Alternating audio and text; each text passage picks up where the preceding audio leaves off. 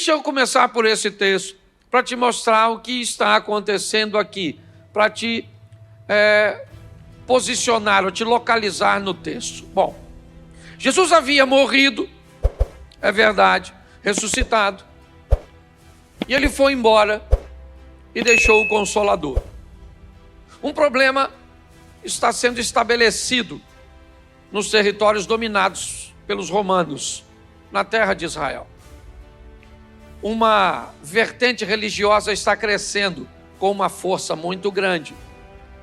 As pessoas que estão liderando este movimento estão sendo impulsionadas por algo muito sobrenatural. Homens comuns, outrora pescadores, cobradores de impostos, pessoas simples e comuns, agora começaram a falar umas línguas esquisitas em alguns momentos de suas orações e cultos, e muito mais do que isso. Eles começaram a manifestar poderes sobrenaturais. Situações onde a sombra de um chegava a curar, a roupa que o outro usava, se tocasse alguém, também ficava curado. Começou a haver notícias de que até mortos, em algumas reuniões, estavam ressuscitando. Manifestações demoníacas eram contidas pela presença e o poder que esses homens comuns agora carregavam consigo. E isso está fazendo com que esse movimento religioso ele cresça. E isso causa um desconforto muito grande em duas classes. A primeira era a dos religiosos que já estavam estabelecidos, os judeus, os mestres daquela época, os homens que eram consultados, que eram doutores da lei, que eram pessoas capacitadas para ensinar às pessoas as escrituras sagradas do Velho Testamento. A popularidade destes homens que dificultavam a linha de comunicação entre o altar e os seus ouvintes. Agora esse ambiente estava ficando vazio, porque as pessoas queriam ouvir Pedro, Paulo, Estevão e outros pregadores da palavra. Isso está causando um alvoroço muito grande, tão grande que começa a virar um problema político. Tão grande que essa situação começa a tornar um ambiente desconfortável para os governadores, para a estrutura política. Porque esse tumulto entre os judeus e agora os cristãos começam a criar um ambiente polêmico. E é tão polêmico que, se essa notícia chega a Roma, que o governador não consegue conter ou não consegue administrar algo tão pequeno, um conflito religioso, o que seria se aparecesse no governo desses camaradas um conflito armado, uma guerra? Lembrando que Jordânia, Síria, Iraque, ok? Nações tão pertinho, Egito. Pare e pense. Um problema está estabelecido. E quem é que tem que tomar uma posição? Herodes. É dele a responsabilidade. Se a notícia chega a Roma que Herodes não consegue conter um movimento religioso, provavelmente ele vai ser destituído. Roma pede a cabeça de Herodes, ok? Herodes é removido de seu cargo e Roma então manda um outro oficial, alguém habilidoso para lidar com crises, com problemas. Bom, se existe um problema, Herodes precisa resolver. Os judeus não conseguem, porque os judeus têm a visão apenas religiosa. E no que diz religioso, eles estão perdendo de lavada, porque esse grupo novo está cheio do Espírito Santo. Então, se Herodes não resolve, quem resolve é Roma, ou melhor, se os judeus não resolvem, quem resolve é Roma, através da força da águia, das pernas de ferro, da visão e do sonho de Nabucodonosor, certo? Vamos embora, o que eles têm é isso, a força de seu exército, o domínio de suas tropas, é o que eles têm. Então vão usar isso através de quem? De Herodes. E qual é a melhor maneira de suprimir este movimento? matar sua liderança. Vamos prender esses caras, esses indivíduos revolucionários que andam trazendo essas coisas tão incômodas para o povo.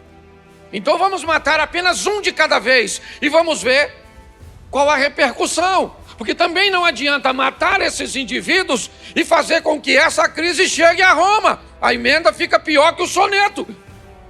Herodes perde o cargo do mesmo jeito. Então vamos buscar fazer as coisas de uma forma paulatina e crescente, se necessário. Vamos pegar alguém como Tiago, irmão de João. Vamos pegar o Tiago e vamos matar o Tiago.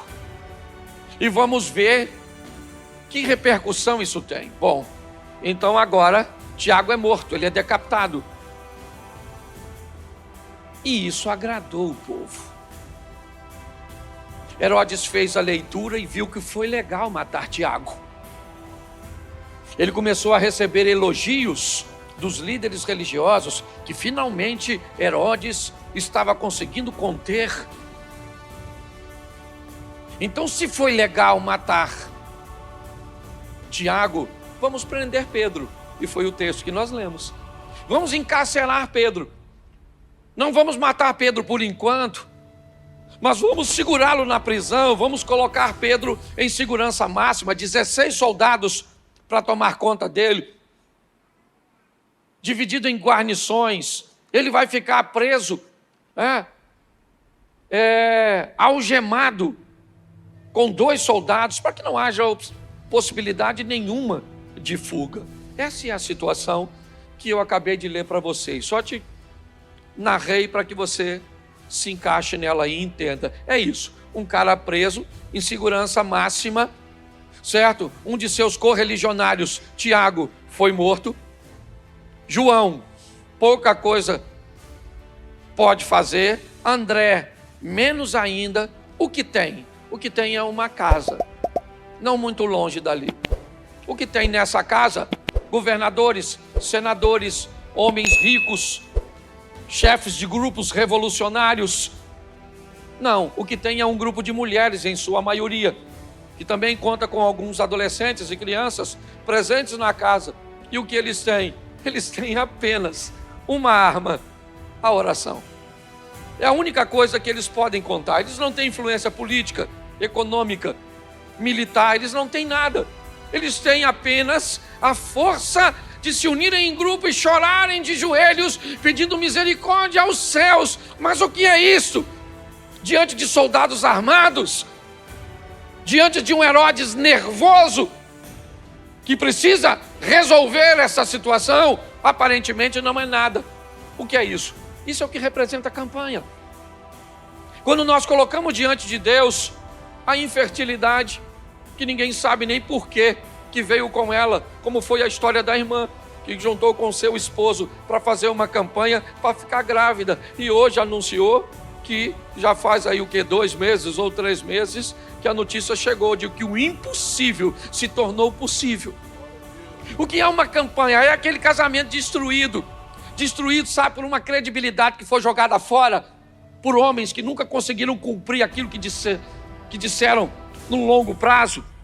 Apenas havia uma mudança momentânea, que desse a ele a sensação de que a perda do casamento não existe mais. Então agora posso novamente retornar às práticas anteriores, e depois de questões sucessivas desse tipo de comportamento, a mulher diz: eu não quero mais, eu não te amo, chega, acabou, e agora já era. Bom, agora não adianta mais dizer que você é fiel. Há um tempo atrás um cara me procurou e me disse: pastor, o senhor tem que falar com a minha mulher que eu a amo. Eu falei: você é louco? Não, ela gosta tanto do senhor, que se o senhor falar para ela que eu a amo, ela volta para mim. Eu falei: mas eu não posso, porque eu não sei se você a ama. Mas eu amo, pastor. Eu falei: então fala para ela que ela vai acreditar. Ele falou: não vai. E eu falei: não vai por quê? Porque não é a primeira vez. Já tem anos e anos E nós estamos nesse sofrimento. E eu falei, e você quer que eu? Você desgraçou com a sua reputação e agora quer acabar com a minha? Eu falei, não vou falar nada não, mano. Se vira. Reconquista. E o que ele precisava de mim? Não, ele precisava de Deus, porque é Deus que pode fazer o que o homem não pode. O que você tem? Um câncer? O câncer tem matado, só hoje matou 2 pessoas que eu conheço. Estou até com medo. Mas o que você tem? Algo que está matando os outros e que ninguém pode resolver? Fala com Deus. Ele pode resolver. Tem algo muito poderoso que você tem acesso. Sabe o que é? O poder da oração. Lá naquela casinha humilde, tem uma mulher falando com o Eterno, com Deus, com o Todo-Poderoso. Ah, mas Deus está onde? Está mais perto do que você imagina. E aquelas mulheres estão lá orando. Senhor, dá uma olhada no Pedro. O Tiago já morreu. Esse não dá mais para orar. Mas o Pedro está preso. E Herodes está afinzão de matar, está com unção do exterminador. O Herodes está chateado, está aborrecido. Ele tem que dar uma satisfação para Roma. E o pessoal, os religiosos estão gostando de que está matando crente. Olha que negócio legal, matar crente. E a mulher está lá falando com Deus, falando com Deus. E Pedro dormindo. Não sei como é que um cara consegue dormir numa situação dessa. Ainda mais amarrado com 2 homens. De repente, quem é que chegou na prisão? Um anjo. Você acredita nisso? Não. Pois é, querido, por isso você precisa se converter. Que absurdo mesmo, um anjo chega na prisão. Chega, o anjo chegou. O que ele traz consigo? Alvará de soltura. Certo? O anjo chegou, já invadiu a prisão. E os guardas? Eu não sei, não tem problema com o guarda. Anjo é anjo. Chegou, foi lá no Pedro e tocou do lado do Pedro. E falou, Pedro, acorda. Aí o Pedro acordou, meio acordado, meio dormindo. Olhou uma peça, na prisão olhou, tem um anjo. Pedro falou, estou sonhando. O anjo falou, Pedro, põe a sandália, pega a capa e vaza, maluco. Vamos embora comigo. O Pedro vestiu o sandalinha. Eu fico imaginando os textos bíblicos. Quão absurdos são. Botou a sandalinha, pegou a capinha, as algemas soltou, sem chave. Segura essa, mano. Certo? E os caras não acordaram, não. O anjo estava falando com Pedro e falando para os soldados. Não. E eles dormindo. Certo? De repente, está tudo aberto. O anjo está indo na frente e o Pedro vai atrás. Mas tem um problema ainda. A porta de Bangu está fechada. A prisão está fechada. Só estou contextualizando, tá bom? Mas, pastor, eu sou visitante, sou doido você que vem no culto. Tá certo? É isso aí. Escute só. A porta. De repente, quando o anjo passou, parecia a porta de aeroporto, de shopping. Só. E o Pedro Andrade, eu imagino o Pedro, ainda limpando os olhos.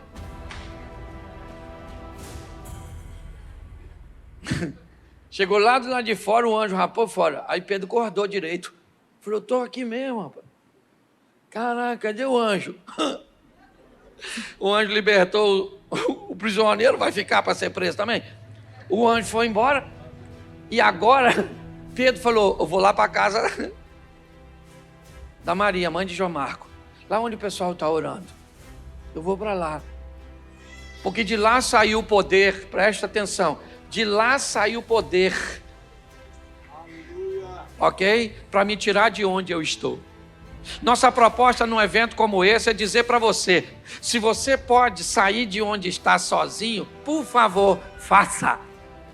Pare de pedir Deus para fazer o que é obrigação e o seu dever.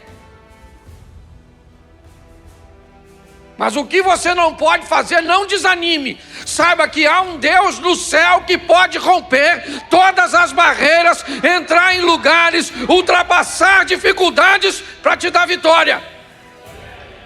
É isso que está acontecendo. Agora o Pedro vai lá na casa e chama. Quem é que vem atender? Uma garotinha. Depois você lê, que eu não sou obrigado a ler tudo. Quando a garotinha chegou na porta, Pedro falou, sou eu, o Pedro. A garotinha nem abriu, coitado, ficou tão apavorada. Saiu correndo lá para dentro e falou, gente, o Pedro está lá na porta. Sabe o que o pessoal falou? Pedro na porta. que é mais estranho é que o pessoal está orando para o Pedro ser solto. E quando o Pedro é solto, eles não acreditam. Você está rindo delas? A gente faz isso. Você está aqui orando para o seu marido, Senhor. Pega o pé de pano, aquele cavalo, e transforma num príncipe. Aí ela termina de orar e diz... Às vezes eu falo tanta besteira com Deus. Ou seja, isso acontece só comigo ou com você também? Senhor, me cura, mas nossa, que dor. Vou acabar morrendo mesmo. Para e pensa, tem hora que parece que a gente joga contra o gol. Eu era moleque e meu tio comprou uma mesa de sinuca. E não tinha ninguém para brincar comigo, eu chegava do colégio, eu jogava sinuca comigo. E era muito legal. Por quê? Porque às vezes eu ganhava de mim mesmo. Se eu joguei mal numa bola, eu trocava de bola. Eu falei, não, eu também sou o outro lado. Às vezes, na hora de orar, parece que é isso que acontece. Dependendo da situação, se está a favor, eu estou do lado de cá. Se está contra, eu falo, meu Deus, não vai acontecer. Deixa eu falar uma coisa com você. Independente do que aconteça, continue orando. Continue orando, clamando a Deus, porque Deus pode fazer o que ninguém pode fazer. Pedro foi solto, sim ou não? Isso. Por quê? Porque mulheres estavam orando. Só queria lembrar você uma coisa muito ruim. O Pedro morreu. Sabia disso? Em outra ocasião. Então tem hora que você vai orar e a pessoa vai viver, mas tem hora que você vai orar e vai morrer. Então aprenda a lidar com isso. Hoje seu pai tem o quê? 80 anos, você está orando para ele não morrer porque ele está doente. Aí ele recupera, mas ele vai fazer 85, 90. Quando ele tiver 90, você fala, Senhor, leva não. Aí faz 92. Você quer que ele morra? Então você é o quê? Filho de Highlander? Uma hora a pessoa tem que morrer, pelo amor de Deus. Aprenda a lidar com Deus. Nós não gostaríamos que isso acontecesse. Mas é importante nós amadurecermos e entendermos. Então minha proposta é só mostrar a você nesse texto. E preste atenção. O Herodes não matou Pedro. Mas no capítulo 12, no verso 23, preste atenção. Pedro foi solto, vai para a casa de Maria, o tempo passa. No mesmo instante, Herodes estava fazendo um discurso, ou ia iniciar um discurso. Ok? No mesmo instante, feriu o anjo do Senhor, porque não deu glória a Deus, e comido de bichos, ok? Ele acabou expirando, ele morre, o Herodes. Quem é o Herodes? O Herodes aqui representa apenas a oposição. Por quê? Porque ela sempre vai existir. Todos nós aqui hoje, talvez em graus diferentes, em níveis diferentes, estamos enfrentando uma oposição. Quem hoje aqui enfrenta uma oposição na área da saúde em si mesmo ou num dos seus parentes, entes queridos, levante a mão. Quem precisa de uma intervenção na área da saúde? Ok. Quem aqui hoje está bem na saúde, está tudo joinha, está tudo certinho, mas enfrenta um problema na área financeira, está desempregado, está com a dívida, está negociando um negócio, tem que resolver outra, levanta a mão. Olha só. Quem aqui está bem financeiramente, também está com a saúde legalzinha, mas você está com um problema no seu casamento ou no casamento de algum dos seus, está pensando em divórcio, está vivendo um adultério, está vivendo uma coisa, levanta a mão. Olha só. E se eu continuar perguntando quem tem problema com demônio, quem tem problema com isso, quem tem problema com aquilo, e aliás, que se eu no final das contas falar quem tem problema com tudo, levanta a mão, porque o problema é coletivo. E vem, certo, em facção. Tudo junto, milícia. Isso. Escute só, olhe para mim. A oposição sempre vai existir. Por isso que tem líder religioso que se aproveita desse ambiente coletivo de necessidade para pregar o evangelho. Você que está lascado, você que está doente, você que está sofrendo.